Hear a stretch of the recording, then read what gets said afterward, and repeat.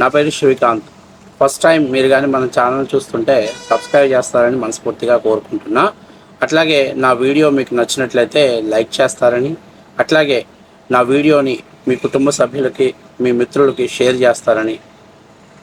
అక్కడే హైప్ అనేటువంటి ఒక బటన్ ఉంటుంది. ఆ బటన్ ద్వారా కొద్దిపాటి ప్రోత్సాహాన్ని మీరు మనకు అందిస్తే అదే మనకి కొండంత ధైర్యాన్ని ఇస్తుంది. ఇక అసలు విషయంలోకి వెళ్దాం.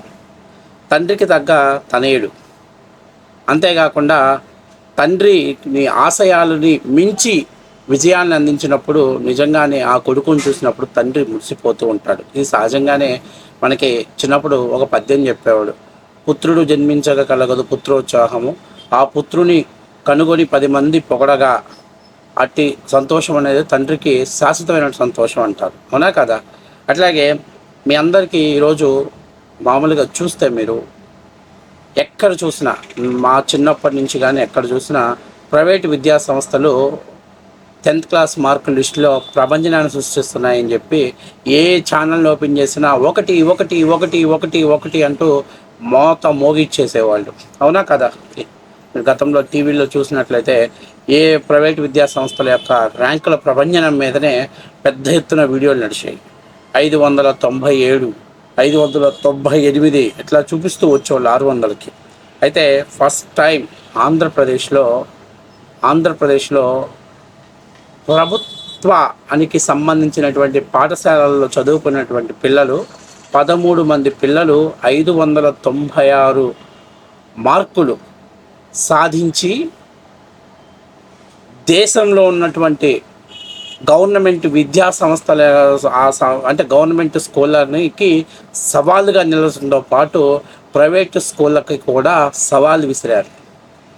ఇది ఒక్క ఆంధ్రప్రదేశ్లోనే సాధ్యమైంది. అసలు ఈ విషయంలో మనం అంటే నాకు తెలిసినంత వరకు 2004కి ముందు కానీ మనం వెళ్తే అప్పట్లో చాలా చోట్ల మేము చదువుకునేటప్పుడు, అంటే 92, 90వ దశకంలో మేము చదువుకునేటప్పుడు చాలా చోట్ల పాఠశాలలకి కనీసమైనటువంటి గవర్నమెంట్ స్కూళ్ళు లేనటువంటి పరిస్థితి. పశువుల పాకల్లో పిల్లల్ని కూర్చోబెట్టి పాఠాలు చెప్పేటువంటి పరిస్థితి.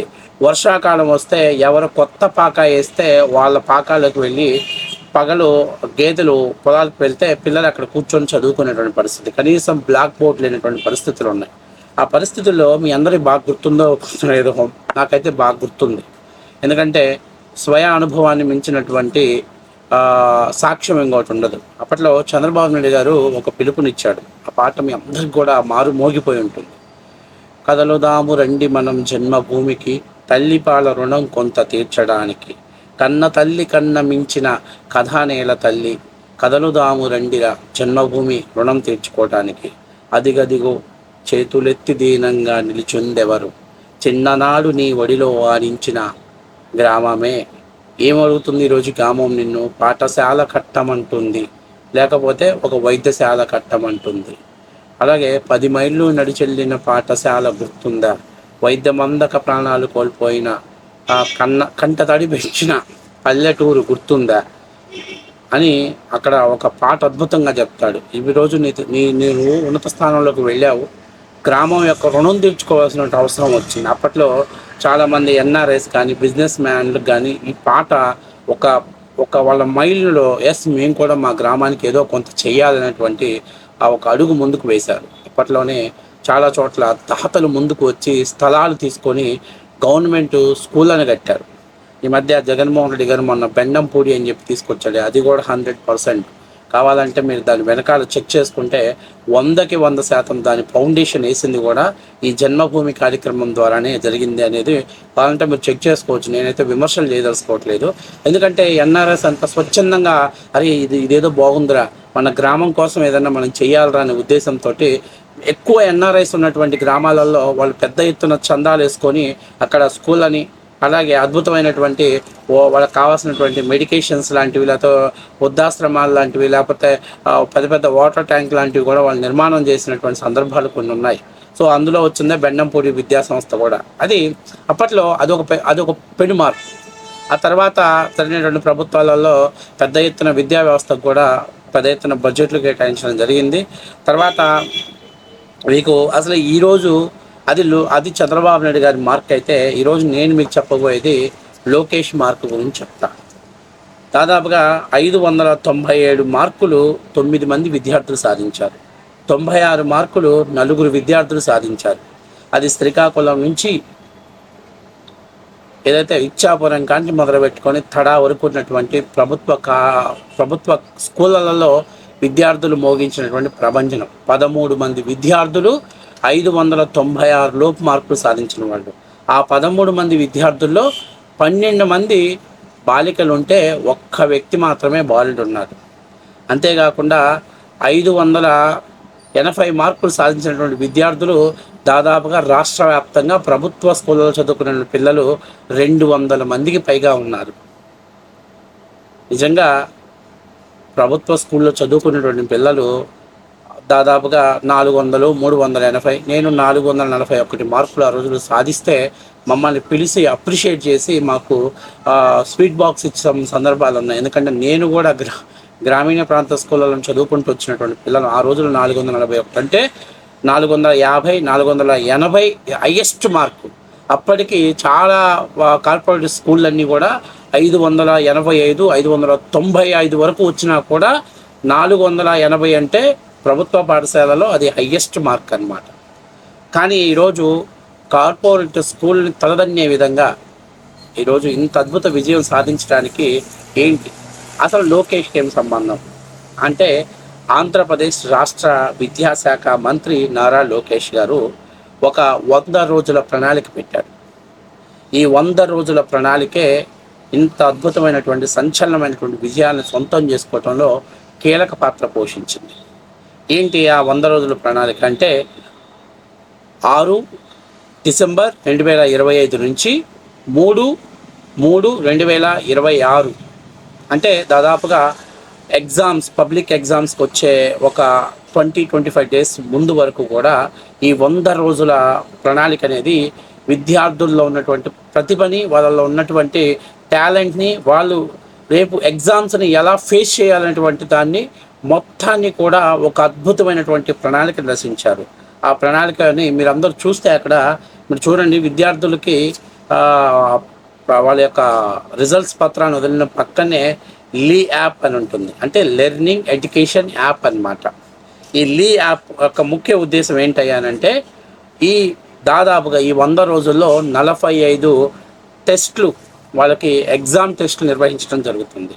ప్రతి టెక్స్ట్ని ఏ విధంగా వాళ్ళు క్వశ్చన్స్ని ఆన్సర్ చేయాలి, అలాగే ప్రతి క్వశ్చన్స్ అంటే అక్కడ వచ్చేటువంటి ప్రతి క్వశ్చన్ పేపర్ని ఎలా లీడ్ చేస్తున్నారు, ఎవరు విద్యార్థులు హైయెస్ట్ పర్ఫార్మెన్స్ చేస్తున్నారు, ఎవరు విద్యార్థులు అక్కడ ఫెయిల్ అవుతున్నారు అనేటువంటి దాన్ని మొత్తాన్ని కూడా ఈ లీ యాప్లో, అంటే గవర్నమెంట్ స్కూళ్ళలో జరిగేటువంటి ఎగ్జామ్స్ రిజల్ట్స్ అన్నిటినీ కూడా ఈ యాప్లో ఉపాధ్యాయులు ఎంట్రీ చేయటం ద్వారా ఇందులో బెటర్ పర్ఫార్మెన్స్ చేస్తున్నటువంటి వాళ్ళందరినీ కూడా, అంటే 500 వాళ్ళు పెట్టేటువంటి టెస్ట్లో 100కి 95, 98 వస్తున్నటువంటి విద్యార్థులందరినీ కూడా ఒక సెక్టర్ కింద, తర్వాత సెకండ్ సెక్టర్ కింద, ఎవరైతే ఫెయిల్ మార్క్ దగ్గర ఉన్నారో వాళ్ళందరినీ ఒక సెక్టర్ కింద తీసుకురావడంతో పాటు ఎందుకు ఫెయిల్ అవుతున్నారు, ఎక్కడ వాళ్ళు తడబడుతున్నారు ముందు.